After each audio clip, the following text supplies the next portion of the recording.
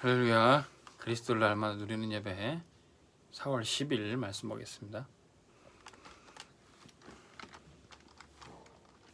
오늘 제목은 서밋과 포럼입니다.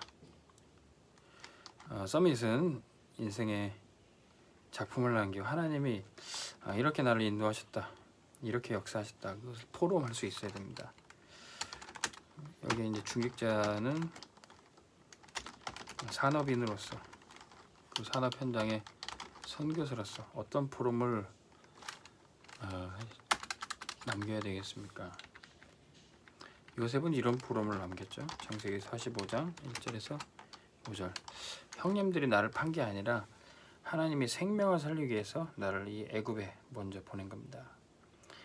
그래서 애굽의 모든 경제를 장악하고 요셉은 가족들을 살리고 기근 가운데 전 세계를 살리고 쌀 팔면서 이제 복음을 전했던 거죠. 자, 요셉이 어떻게 이런 응답을 받았습니까? 산업인 선교사가 항상 기억하고 기도해야 될 것이 있어요. 요셉은 노예로 있었지만 혼자 있는 것 같았지만 항상 임마누엘, 성삼위 하나님과 함께하는 것을 누렸던 겁니다. 요셉이 혼자 어떻게 거기서 살아남을 수 있었습니까? 임마누엘을 놓치지 않았던 거죠. 그래서 요셉이 낮고 천하고 연약한 신분이었지만 보호자의 축복을 누렸어요. 요셉이 가는 곳마다 천사들로 함께 하셨던 겁니다. 흑암을 결박할 권세를 주셨어요. 그래서 요셉이 갔던 그 애굽은 온갖 우상과 온갖 귀신들이 역사하는 곳이었지만 요셉이 이 권세를 누려서 그 현장을 정복했던 겁니다. 우리 중직자들이 산업하는 곳, 우리 렘넌트들이 가야 될 현장, 사단이 많은 우상과 더러운 귀신의 문화들로 장악해 있던 곳입니다. 거기에 우리 렘넌트 한 명이, 우리 중직자 한 명이 가도 성삼위 하나님이 함께 하시니까 다 정복할 수 있는 것입니다. 그런데 반대로 항상 기억하고 기도할 것을 놓치고 불신하면 어떻게 되겠습니까? 불신앙했던 결과, 이것은 우리가 롯을 보면 알 수 있죠. 롯도 언약이 있었지만 힘이 있기 때문에 소돔과 고모라의 그 흑암 현장에 사실은 짓눌려 버린 것이죠. 그래서 후대들이 멸망하고 후대들이 노예가 된 겁니다. 요셉 이후에 이스라엘 백성들이 사실은 또 그렇게 된 거죠. 그러면 어떻게 됩니까? 국가에도 굉장히 영적인 문제가 들이닥치게 되는 거죠. 우리나라도 기도로 또 한국교회 7, 80년대 엄청난 부흥이 일어나고 하나님 앞에 축복받았던 한국교회가 지금 복음이 힘해지니까 이 국가에도 여러 또 사회에도 영적 문제가 심각해지고 있는 겁니다. 그러면 질병이 많이 일어나게 돼요. 질병 중에 제일 큰 것이 이제 정신적인 문제. 현장에 이런 문제로 고통당하는 사람들이 많이 있습니다. 그렇기 때문에 우리 산업인들, 중직자들은 현장 선교사이며 또 현장이 선교지인 것을 잊지 말아야 되겠습니다. 우리가 다른 데 가서 전달 게 아니라 내가 일하는 가정, 직장, 가정 현장에서 선교사로 쓰임을 받아야 되는 거죠. 그때 우리가 어떤 포럼을 해야 됩니까? 하나님이 주신 1000명 포럼을 해야 돼요. 이것은 가정에서 하는 겁니다. 야곱의 가정이 1000명 포럼을 했습니다. 창세기 37장 1절에서 11절.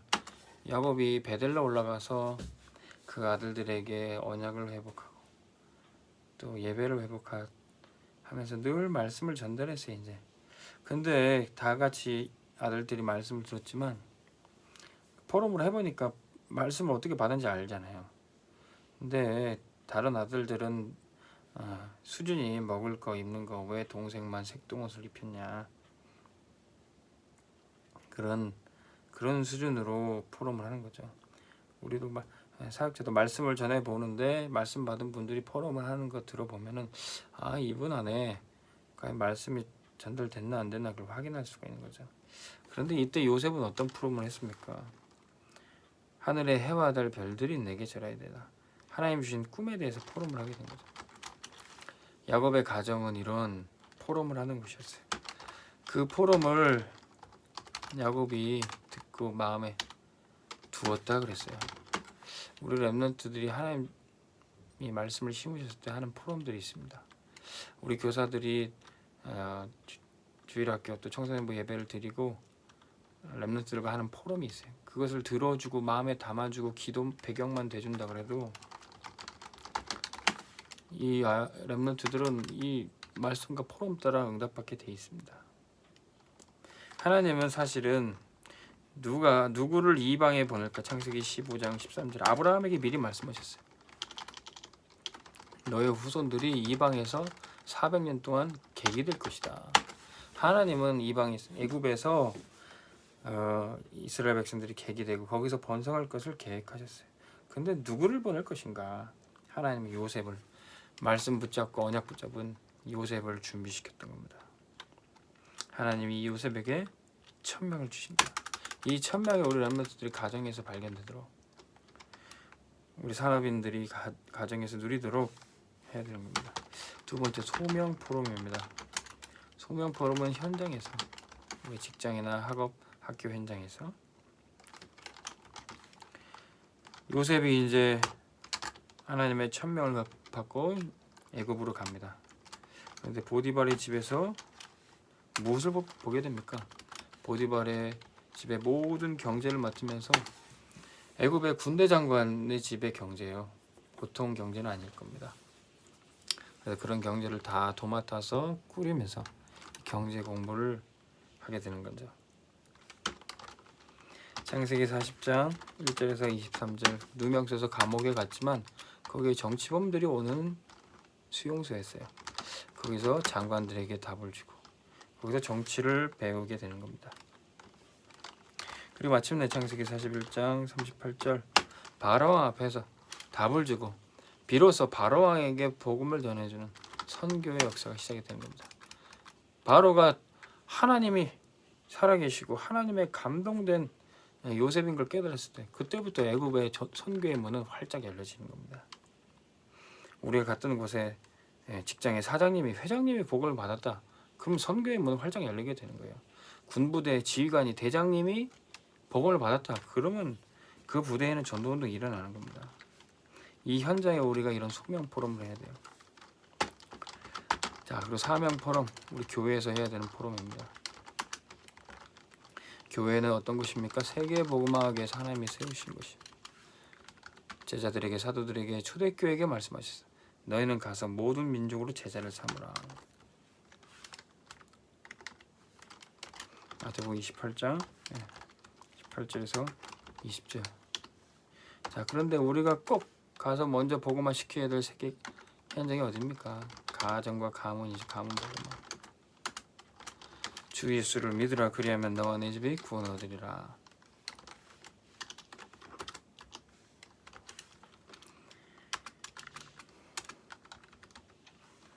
그리고 우리의 가정과 교회가 있는 그 지역의 문화를 정복해야 돼요.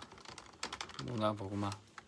우리가 예배를 잘 드리고 우리가 믿음 생활을 해도 이 지역의 문화, 우상 문화, 흑암 문화가 있다면은 결국에는 우리가 영적 싸움에서 싸우지 않는다면 당하게 되는 겁니다. 현장에서 항상 기도하고 깨어있지 않고 정복하지 않으면 우리가 지든지 이기든지입니다. 그래서 우리에게 이 문화 정복에 사명을 주셨어요. 마가복음 16장 15절에서 20절 믿는 자들에게 이런 표적이 따르니 저희가 내 이름으로 귀신을 쫓아낼 것이다. 자, 그래서 우리가 이제는 현장 선교사로서 실제 내용 그 실제 컨텐츠라 그럽니다. 실제 내용을 준비해서 하는 척이 아니라 현장에서 다락방 지교회 전도를 하는 척이 아니라 실제 내용이 준비되어야 되겠죠. 우리가 기도 컨텐츠를 준비해놓고 묵상을 하는 겁니다. 우리 교회는 지금 장막, 성막, 회막, 장막 24 릴레이 기도를 하고 있죠. 그리고 기도 문도 작성을 했습니다. 그럼 기도 컨텐츠 가지고 우리 실제 기도하고 우리 렘넌트들도 기도하자니까 기도 못해요. 근데 그 기도문을 읽고 같이 기도하니까 실제 기도가 됩니다. 이런 기도 컨텐츠가 될 때 진짜 묵상이 되는 겁니다. 그리고 경제 컨텐츠 이거 준비해서 진짜 헌금해야 되는 거죠. 말로만 하나님이 축복하시면 헌금하겠다 그게 아니라 경제 컨텐츠를 준비해서 우리가 얽매이지 않아도 경제가 생길 수 있는 그런 시스템 만들고요. 몸으로 육체 노동해서 돈 버는 것은 아주 수준 낮은 경제 컨텐츠입니다. 우리가 경제 시스템을 만들어서 인세 수익을 얻든지 아니면 장기적인 투자 수익이었든지 그런 것들이 사실은 우리가 몸으로 맨날 붙잡혀서 일하고 있으면 언제 전도하고 선교합니까? 경제 컨텐츠를 만들어서 내가 시간적 자유를 누리면서도 경제를 발전시킬 수 있는 그런 컨텐츠를 준비해야 돼요. 그래야지 우리가 헌금을 할 수 있습니다. 정말로 사람들이 어리석고 고지식하니까요. 기독교인들이 더 그래요. 내가 육체 노동을 해서 얻는 물질만 그것이 숭고하다. 그거 진짜 착각입니다. 요셉이 여기서 농사져서 요셉이 쌀 팔았습니까? 요셉은 경제를 배웠어요. 그래서 요셉이 일하지 않아도 요셉 밑으로 다 경제가 들어왔던 겁니다. 그래야지 세계복음 하잖아요. 이삭이 혼자 농사해서 100배 축복을 얻었습니까? 샘 근원을 얻어버렸어요. 경제 컨텐츠를 마련한 겁니다. 그래야 우리가 헌금도 하고요. 성전도 건축하고 렘넌트 위에 장학금도 줄 수 있잖아요. 우리 중직자들 이런 눈을 떠야 되는 겁니다. 전도 컨텐츠